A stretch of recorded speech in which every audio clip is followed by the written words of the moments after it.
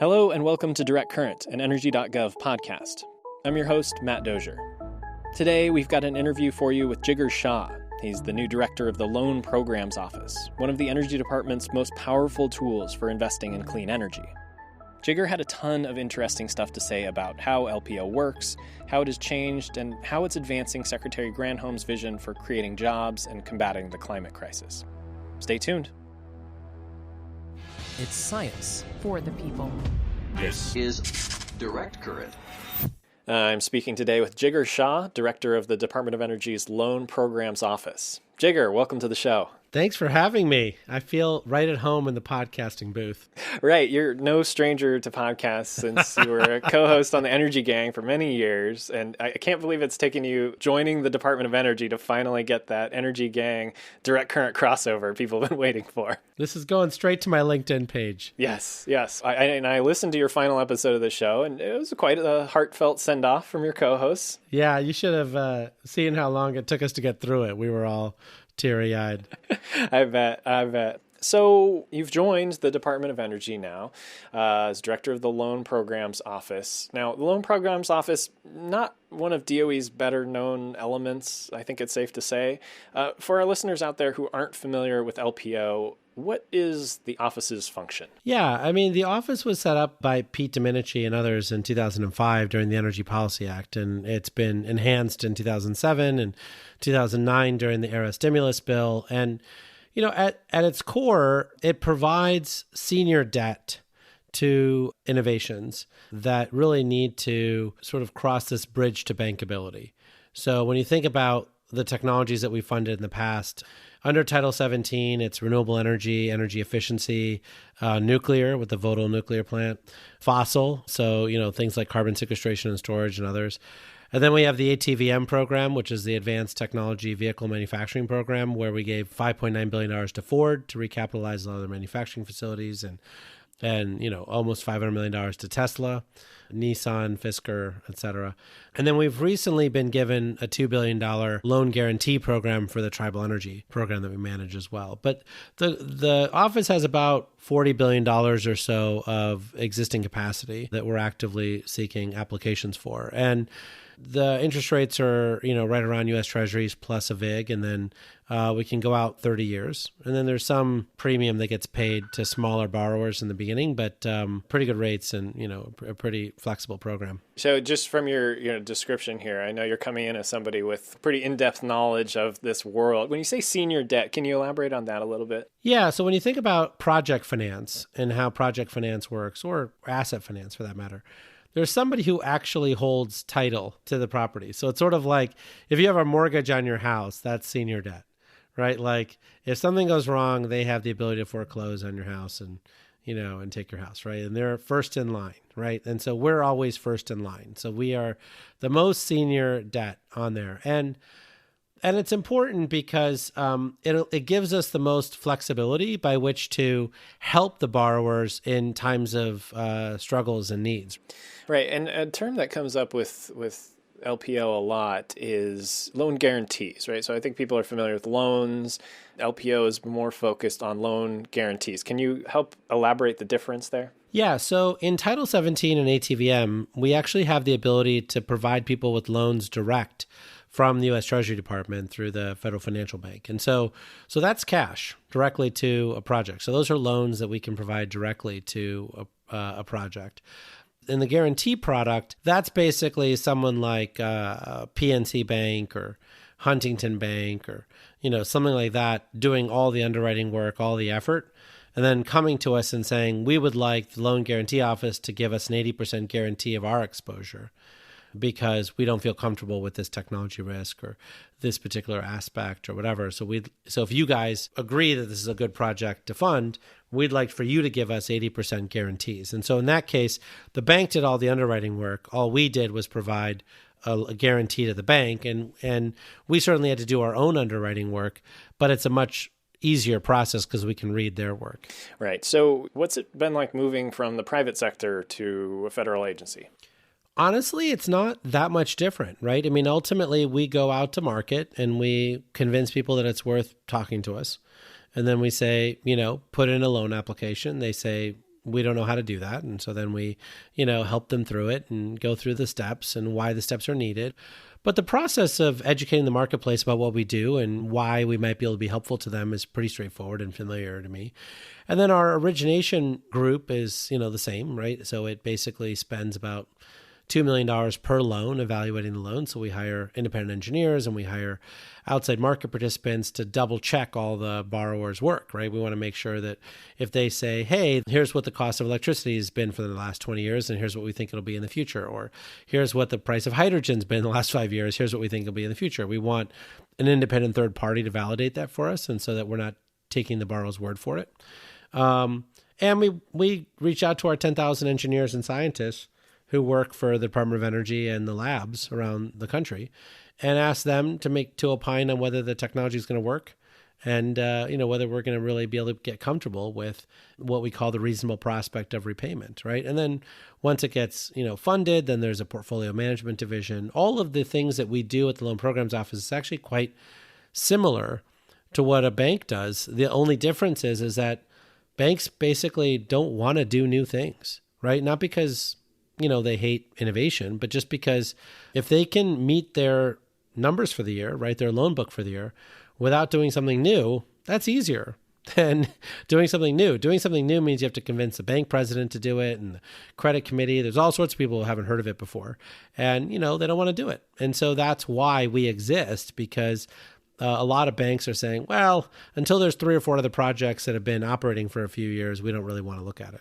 What's your focus going forward now that you've joined LPO? What are you thinking about? Well, so there's 2 answers to the question, right? I mean, the one answer is very clear, right? Which is we need to get the money out the door. The secretary's been very clear that the money's been dormant for a little while, and we have $40 billion of capacity.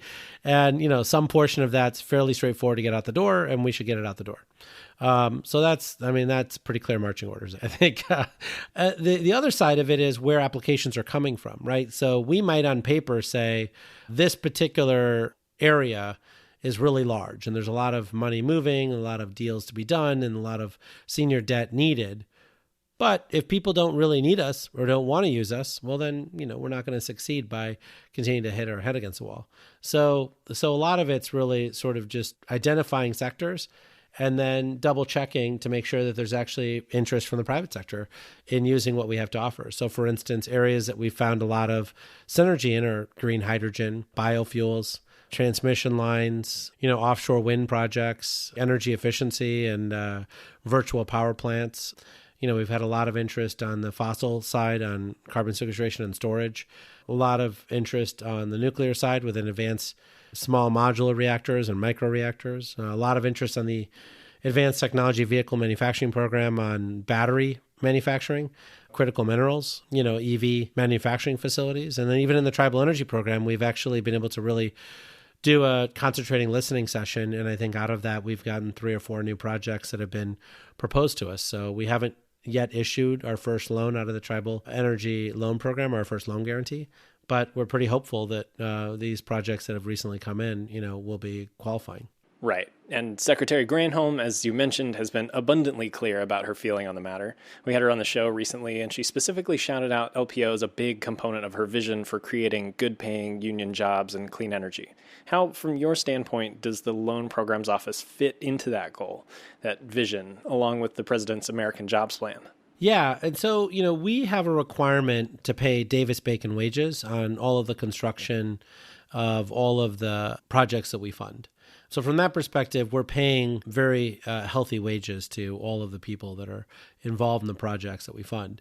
Separately, I think on the union side, we have been having extensive conversations with the unions around how they might bring technical expertise as well as other value to the table to make sure that they get selected as the EPC contractors for a lot of the work that we're promoting. And so we spent a lot of time, making sure that both sides, the borrowers that we service, and the unions are able to talk to one another. And, some of the communication snafus of the past have been bridged.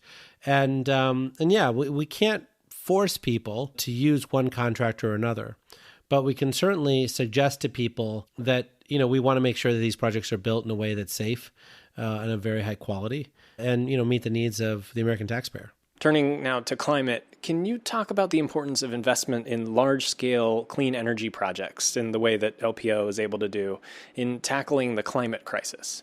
Yeah, it's a good question. I guess what I'd say is that the Loan Programs Office was really essential at these large-scale projects back in 2010, 2011.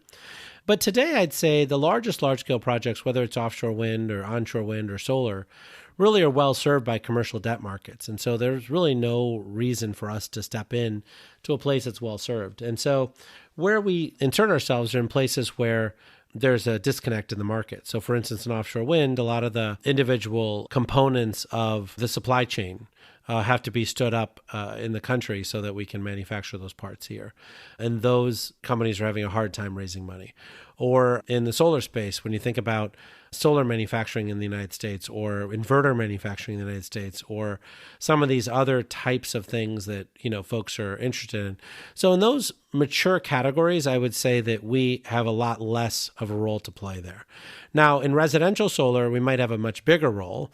And then that's a collection of a bunch of $15,000 projects where there is solar plus storage, which is innovative, or, including DER, distributed energy resources, where you can also control the thermostat or the refrigerator or the water heater and, use that to be able to level the grid, right? So, like when you think about California spilled about, 1,600 gigawatt hours of renewable energy last year. And they could have captured a lot of that if they had demand dexterity in the grid. So they could, make people's houses a little bit cooler than they had set it for and use some of that power then, and then not used it later in the afternoon when they would have turned it on, right? And so starting to time the loads in the homes with when there's overproduction of electricity is something that does qualify for Loan Programs Office, and a lot of the residential solar players are in the best place to, promote those services. And so you can imagine that there are more innovative next generation approaches that we're looking at today than we did before. Virtual power plants are very similar, where a lot of appliances are financed at the point of purchase on the spot, right? So your air conditioning craps out and you're like, oh man, I need one because it's hot outside. You hire the guy to come out and the guy goes, well, you don't have money? Oh, well, we've got a financing plan right here. Turns out that finance plan is often 30% interest. And so we can insert ourselves there and help people get 6% interest rates or 7% interest rates.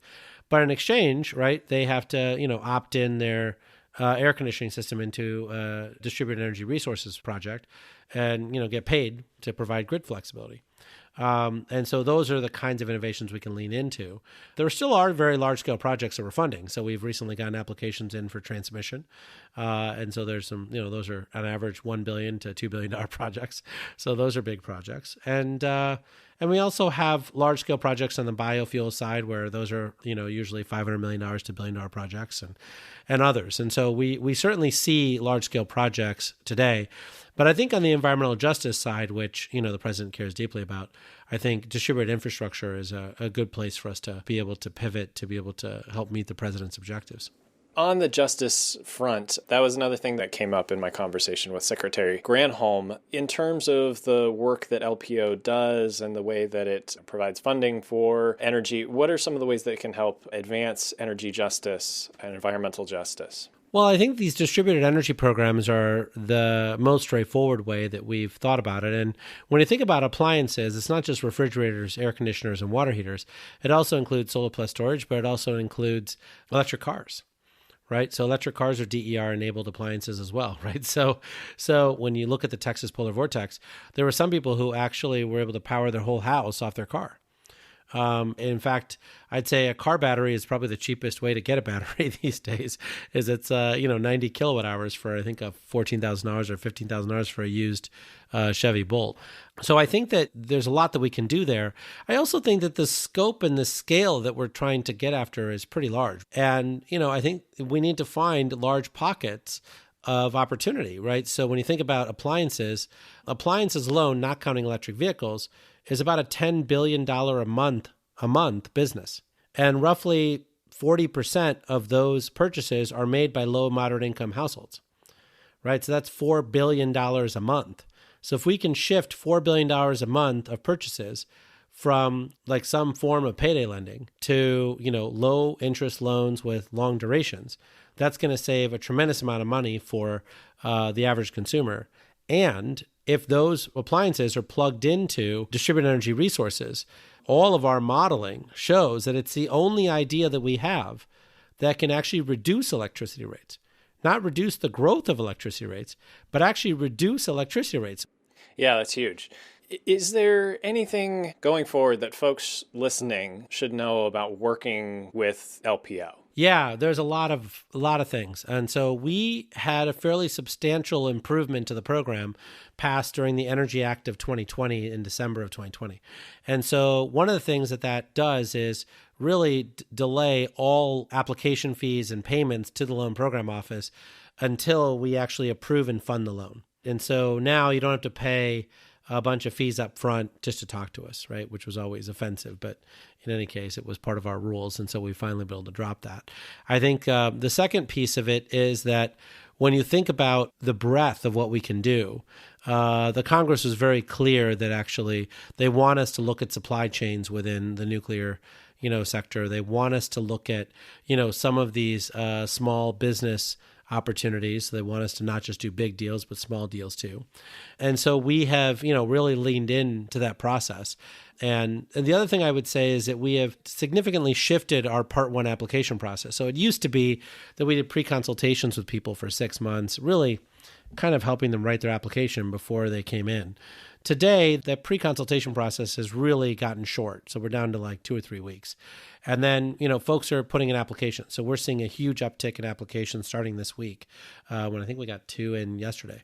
And then that's when we adjudicate the loan. So we actually have a 6-week process where we determine, one, whether the technology that they're applying for saves greenhouse gas emissions, and two, whether they actually qualify within the existing solicitations that we put out. And so we can tell them that in 6 weeks, which is pretty great, right? So now you have a piece of paper from the Department of Energy that says you qualify for the loan program, right? And so now you don't have to spend all of that money putting together all those documents on Part 2, which is, the actual meat of the process where we have to spend $2 million of outside consulting. We have to do all this other stuff to actually underwrite the loan. We get the quick parts out of the way first so people can be confident that they're going to be evaluated fairly within Part 2 before they get their hopes up. And so that has been a huge sigh of relief to a lot of our borrowers. They think that process is far more straightforward than it was before. And so I think that's a huge win for the team at LPO, as you can imagine. Most of that was already underway before I got there, so I can't take credit for any of it. But I have a fabulous team. And then the last thing I'd say is that we've, really admitted that the Tribal Energy Loan Program has just been not able to meet the needs of our partners. And so the tribal nations just have not found it to be useful. And so we've done a number of listening sessions, one in particular just for the Loan Programs Office and the Office of Indian Energy. And we're working really well together. And we've reformulated that team and that approach to really be able to be responsive to what we heard. And, we got our first application in yesterday under that program, so we'll see whether that qualifies. But we also have 4 or 5 more that we know that are in the hopper. And so I feel pretty good that I think have done a good job of listening to folks and are now starting to gel with what the tribal nations want. Right. And I remember that, being kind of a refrain that would come up of the challenge being there's this money available and there are people who need money, and finding a way to connect those two things, sometimes falling short within LPO. Would you say that that's fair and that's something that has been addressed and is part of what you're thinking about going forward? Yeah. I mean, saying that something's been addressed is a difficult thing to do. It's like sort of saying mission accomplished. I feel like our work is never done. So part of this is actually really explaining to people what we do, some of our limitations, and the benefits that we provide. And for some people, we're not going to be the best place to get money because we're not inherently a subsidy. We're a bridge to bankability. What we're providing is money where no one else will provide money. We're not here to subsidize the project further, right? And I think that's critical because I think a lot of people think that we're here to provide a form of subsidy through a lower interest rate, and that's really not what the office does. And LPO is really one part of DOE's larger portfolio array of funding options and sources.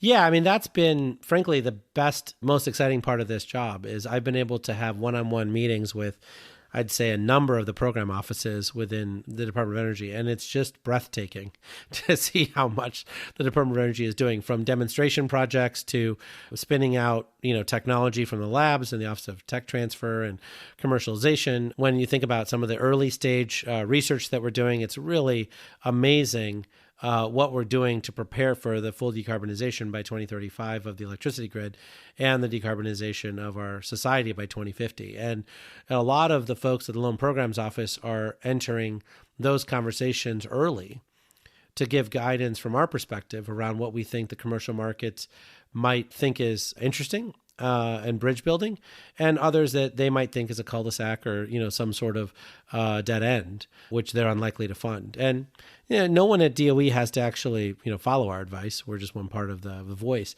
But I think we're having good conversations now, which I think is great. And I think the Secretary has really stressed the one DOE approach. And we certainly have spent a lot of time working on that. But more importantly, I think the other program offices that we've interacted with have spent a lot of time working on that. And so we feel, like we're really part of the family. Really exciting times. It is. I mean, I can't even imagine what a difference the Secretary has made. I mean, it's just the deploy mantra is ringing through all of our ears on a fairly regular basis. And, when I talk to external stakeholders, whether it was the city of Boston that I talked to today or some of the other municipalities or nonprofits or municipal utilities, investor-owned utilities, they're hearing the message. They're like, hey, how do we get in on deploy?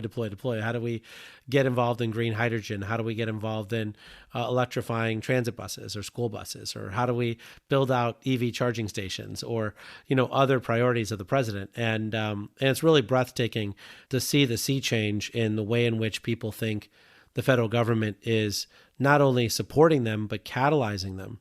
I think has been, really extraordinary to watch. Jigar Shah with the Loan Programs Office. Thank you for joining me today.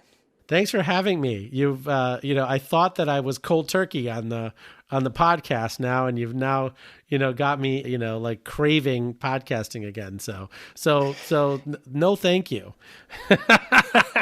You thought you were out and they dragged you back in. Well, hopefully we'll have you back on in the near future. You can scratch that itch. Yeah, again. Exactly. I'd love to be on, and thank you for giving me this opportunity. All right. Cheers. Thanks for listening to this episode of Direct Current. If you want to learn more about what's new in the Loan Programs Office, we'll have more info and links on our website, Energy.gov/podcast. Thanks to my guest, Jigar Shah, and to the rest of the folks at LPO.